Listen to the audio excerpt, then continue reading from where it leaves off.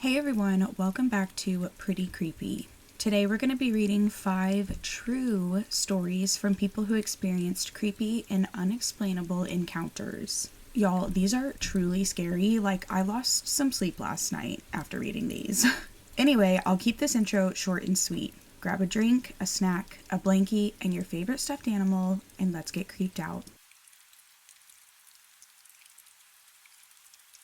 This is an absolutely true story, and I am finally ready to tell it. About a year ago, my long-distance girlfriend at the time wanted me to book us a cabin near the Boundary Waters in northern Minnesota. This was in the month of November, and it was already cold out. The first thing I noticed about the cabin was how primitive it was. It had few electric lights, a wood-burning stove for heat, no running water, and a wood-fired sauna attached. You have to cut your own stock of wood to get the heat going, and the sauna if you want to enjoy those amenities. The other very odd thing about the cabin, we are both Christians and don't mess around with witchcraft of any type, and I believe in it absolutely, were the mirrors. There were many strange-looking mirrors in the cabin at chest height and too small to show anything about your body or face. You'd need to bend over to see your face in them, and they were facing each other. There were 6 of these hexagonal-shaped mirrors on each wall, directly facing a mirror on the opposing wall. I don't know why, but they bothered me a lot. We were slated to stay 2 nights, and as we got there, the sun was already going down, so I split wood and got the sauna going so we could relax.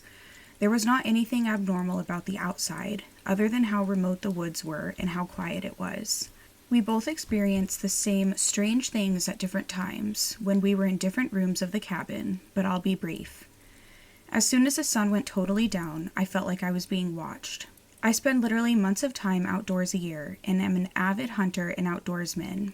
I'm not easily scared or shaken, as most weird events can be boiled down to hearing animals moving or the weather. But the feeling of being watched was unshakable. My girlfriend and I had been intimate a few times, and each time, I'd stop in the middle of it because I truly felt like there was someone watching us from outside. I didn't mean to freak out my girl, but she was feeling the same things I was, like a dread. I didn't even want to walk to the back or front door to go check, but I forced myself twice to open both doors and speak out into the woods. Is anyone out there? There were motion-activated lights, and only turned on when I opened the doors. The next things that happened were we both heard what sounded like footsteps on the roof. You can't mistake that sound in a cabin that small for branches from the pine trees scraping on the roof. There is a distinct sound. The footsteps would walk back and forth over our bedroom section of the roof. Finally, after minutes of nothing, we decided we were being paranoid and tried to go back to sleep. That night, and this has never happened before, we both had the same nightmare. I dreamed I was in a town that was flooding, and I was looking for my grandfather to save him. I dreamed there was a shadowy man with his hand on my shoulder speaking advice I couldn't understand to me. I didn't turn around to see who it was, but it was male, and I had a feeling of dread. I woke up staring into my girlfriend's open eyes. We both took a second to speak to each other as I thought I was still dreaming. I told her, I just had a terrible dream, and I started telling her it. She finished my sentences by saying, I dreamed the water was coming up, and I was yelling to you. There was someone standing behind you talking to you, and you couldn't hear me. I was screaming to you. We were both thoroughly freaked out at this point. A few minutes past 3:30 a.m., and we both hear the outhouse door slam so loudly, we both shot up in bed. I was angry at this point, so I got up, fully unclothed, and unlatched the lock on the back door. The motion-activated light was on before I opened the door. I saw nothing. I was very cold, and there was no wind at all that could have opened the door even slightly and caused the slamming of the door. The next day after breakfast, I went to start up the sauna again, and I felt a presence so powerful standing behind me on the other side of the door that I started speaking, thinking it was my girlfriend about to join me. I opened the door and there was nobody. My girl had been doing the dishes inside the cabin. I walked in and opened the door, and she had been talking to me as if I was inside the cabin behind her. She jumped and looked behind her, then back at me, then behind her again. She said something really eerie I'll never forget. How did you get outside so fast? I thought you were standing behind me. I felt you behind me, and that's why I was talking to you. I said, no, H, I was in the sauna. I thought you were waiting. I heard you right on the other side of the door, and I was talking to you. At this point, even though it was a dark, gloomy day around 1 p.m., we both had the feeling of being watched again. Later, when the sun went down, we both took a short nap. I had started packing all of our things early as I had made up my mind to not spend another night in the cabin if one more thing happened.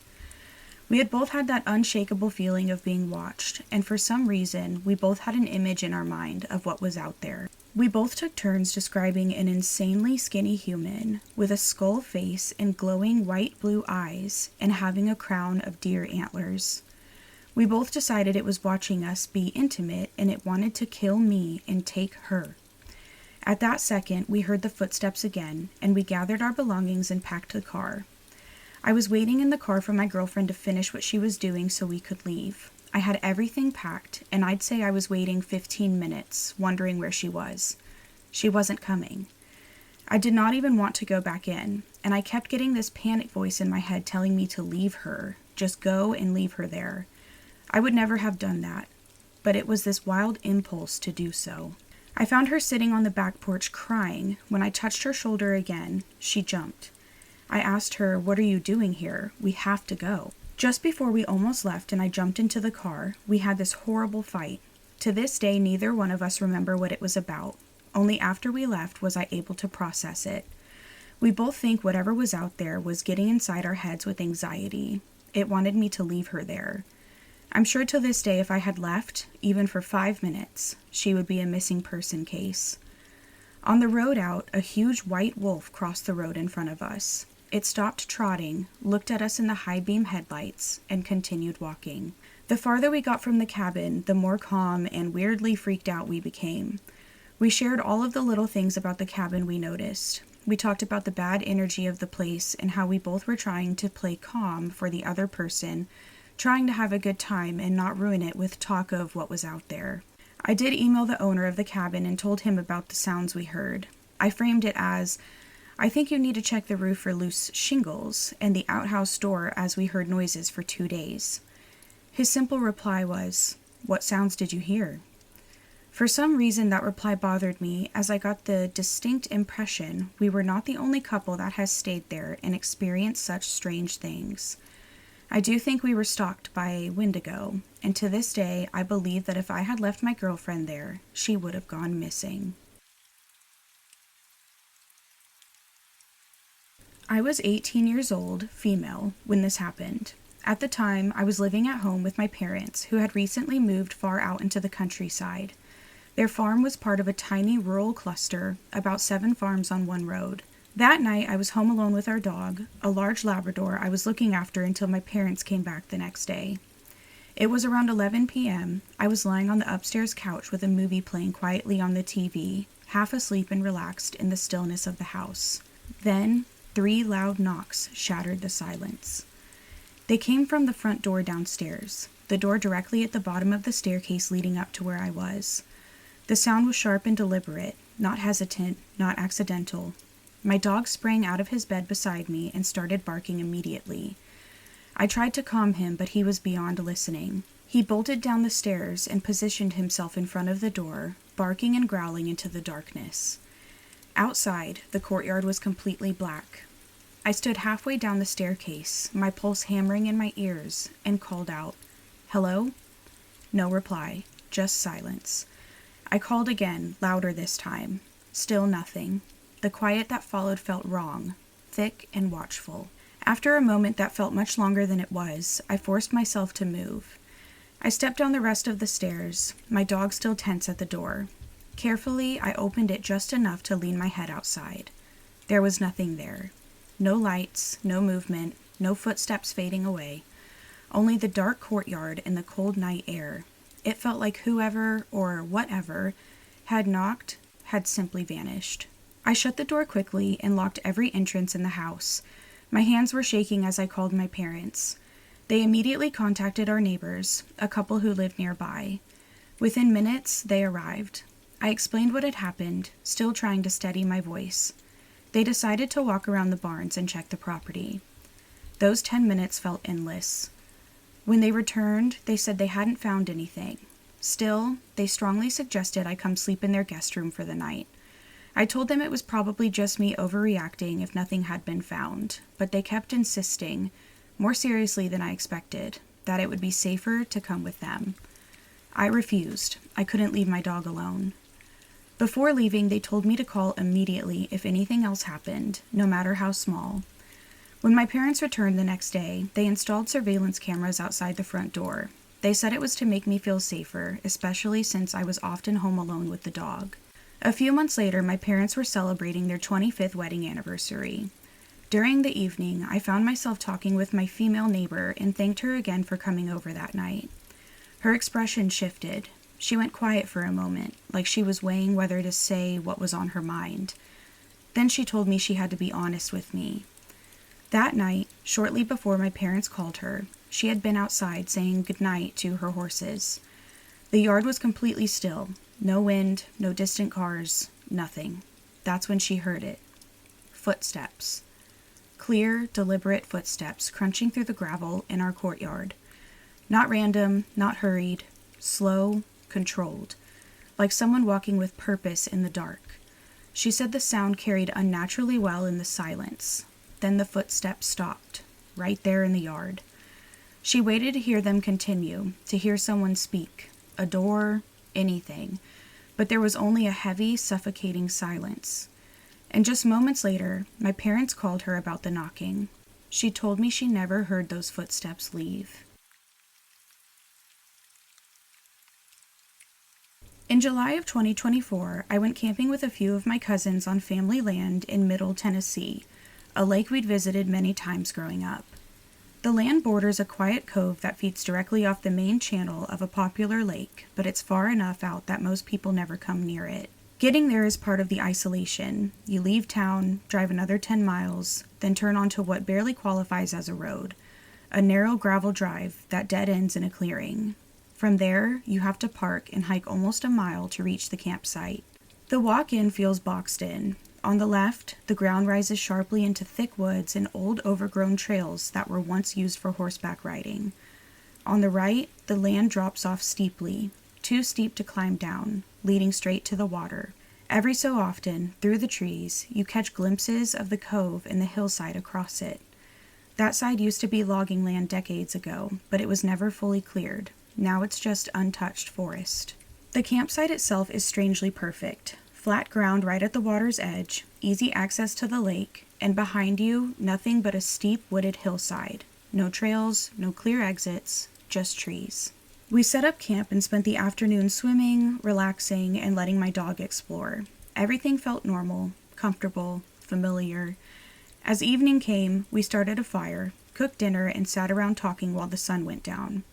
Not long after dark, we started hearing rocks fall behind us. At first, it sounded random, small rocks tumbling down the hillside, the occasional rustle of brush. We assumed it was an animal, maybe something coming down to the water, but it didn't move through like an animal usually does. It moved back and forth. Whatever it was kept circling behind us, rustling the brush, getting closer, but never stepping into view. After a while, one of the guys picked up a small hatchet we used earlier and tapped it against a rock. Tap, tap, tap, hoping to scare it off. The response was immediate. The woods went dead silent. No insects, no wind, even the air felt different. Cooler, heavier. Then, from the tree line behind us, we heard it. Tap, tap, tap. The exact same sound. Slow, deliberate, and unmistakably repeated back to us. That's when we debated leaving, but the trail out was long, narrow, and completely dark. We decided staying put was safer than trying to hike out blind. We retreated into our tent, a large 12-person tent that easily fit the 5 of us and my dog. Once zipped inside, things felt lighter for a few minutes, like whatever tension had been building had eased. Then we heard voices. It sounded like men having a low, muffled conversation just outside the tent. Not yelling, not whispering, just talking, close. My dog noticed immediately. He was alert and focused, but completely silent, something I had never seen him do before.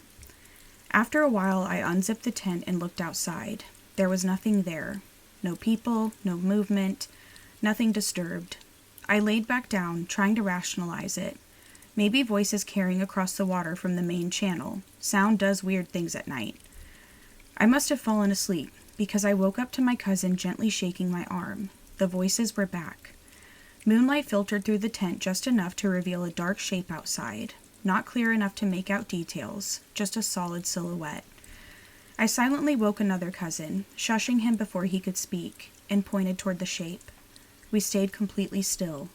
The figure began to move, slowly circling the tent, again and again, getting close enough that we could hear something brushing against the fabric. This wasn't curiosity. It felt deliberate, methodical, like it was inspecting us.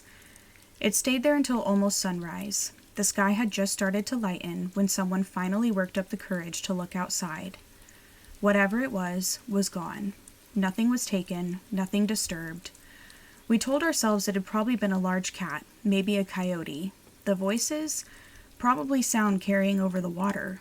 We'd camped there too many times without incident. We decided to stay through the day, but leave before dark. The day slipped by faster than expected. By the time we noticed the sky shifting from blue to orange and pink, sunset was already creeping in. We started packing, not panicked, but urgent. It felt like we were racing something. The air was thick, oppressively still. Then, from the woods behind us, it came. A sound so loud it echoed across the water and down the cove. It sounded like a human scream, layered with something animal. Raw, broken, and powerful. We didn't investigate. We left. And whatever was out there never showed itself, but it made sure we knew it was there. This happened about a month ago, and I still have no answer to it. 2 of my roommates, their siblings, have a family cabin about an hour away from our house, and since living with them, I've been invited up a handful of times, mostly for day trips, since the water and electricity is usually off, but we almost always leave way after dark. So I went up to the cabin with my roommates and some friends one afternoon. Their older brother was going to meet us there with his friends and girlfriend as well, so we had a pretty big crew. Before we left, I was told to be careful and aware of my surroundings, since there had been mountain lion sightings in the area. This didn't freak me out too much. I felt pretty safe due to the amount of people who were going to be there, especially since they all brought their dogs, but I kept it in the back of my mind as a cautionary. Before I get into the main event, here's a little description about the layout of the area. The bathroom is detached as an outhouse a little ways away from the cabin itself. If you walk out the front door, you take 2 sharp rights before walking down a short path to the outhouse. The electricity was on this day, but there are no lights installed on the inside or outside of the outhouse. If you're standing beside it, though, you can see it clearly due to the light from the cabin. So, way later in the day, it's probably around 8 or 9 p.m. at this point. It was completely dark and everyone was inside the cabin. Some people had left, including a couple who brought their 4 dogs, so there was a lot more space to go around. I got up to go to the outhouse. As I was sitting there, I realized it had gone unnaturally silent outside. Then I heard footsteps slowly approach the outhouse, followed by what sounded like a long hiss. I froze, scrambling to think of what to do, fully thinking there was a mountain lion on the other side of the door. But then the footsteps stop, and more silence follows, before someone knocks on the door. I said something to let them know I was in there, but I don't really remember because I was so shaken up. I hear a man's voice say sorry, but that was it. I didn't recognize who it was, and I don't even remember hearing footsteps retreat. After a couple of minutes, I mustered up the courage to leave and ran, back to the cabin, expecting one of the guys to be waiting by the outhouse, but there was no one. When I got back, I asked every guy who was there if they were waiting to use the bathroom and knocked while I was in there. None of them had. Part of me wonders if my mind was playing tricks on me. Maybe I was more worried about the mountain lion sightings than I thought and made up the hiss in my head. A mountain lion straying so close to a cabin with lots of people, lots of dogs, and all the lights on doesn't make sense. But the other question is, who knocked and apologized? I clearly heard a man's voice, and the knock was just as clear. And why was there no one there, and I didn't even hear them leave? I've wondered since if it was a neighbor or maybe a homeless man, but I find these unlikely. My roommate's cabin is on the very end of their neighborhood, and all of the properties are super spaced out. We were deep in the mountains and probably like 30 miles away from the closest city, so it being a homeless person or a lost hiker seemed like a reach. Whoever or whatever it was, though, this experience really, really creeped me out. I grew up in a very religious family. My grandfather on my dad's side was a pastor, so nobody in my family believes in aliens, ghosts, or anything paranormal. That said, my dad and my aunt have a story that no one has ever been able to explain. According to my dad, in 1978, when he was about 6 years old and my aunt was 3, they were alone in the living room one afternoon while my grandmother was in the backyard washing clothes. Suddenly, my aunt saw something through the window and screamed. My dad looked and saw something that looked like a man in the garden. My dad was laying on the couch and realized he couldn't move. My aunt was also terrified and unable to move. My dad describes the feeling as if he was floating. The thing started getting closer by jumping. It jumped over the wall, then over the gate, and then over the low wall of the porch, ending up right in front of the house. Both of them felt like the man was speaking directly inside their heads, but neither of them remembers what was said. When it reached the window, it jumped high onto the roof. Only then were they able to move again. They ran outside and saw the man standing on the roof, looking at them, still speaking something they don't remember. Then it seemed to slide backward and suddenly disappeared. The whole thing lasted maybe 2 or 3 minutes. After it vanished, my aunt started crying and had even wet herself from fear. My dad ran to get my grandmother, but she said she hadn't seen anything. When my grandmother asked my aunt about what happened, my aunt said she had seen God. According to my dad, it was a humanoid being, short and thin, with a head that was too big for its body. It had very large eyes, about the size of saucers, with pupils and no eyelids. It had holes where the nose should be, and a mouth with no lips. It was wearing a tight suit that went all the way up to its neck, kind of like a diving suit, metallic and purple, and skin tone was almost the same as the suit. My dad is colorblind, so he isn't sure about the color, but he is 100% certain it was not green or gray. During the entire experience, there was a constant sound that both my dad and my aunt describe as a deep buzzing, like cicadas. When the being spoke, they felt a copper taste in their mouths. After that day, my dad says there were other moments in his life when he felt like he was floating again, but without seeing the being. Of course, my grandfather said they were just imagining things, and the family brushed it off. But something clearly happened that day, and it has never been explained. Interestingly, around that same time, there was an official investigation happening here in Brazil into UFO sightings. Does anyone have any idea what this could have been?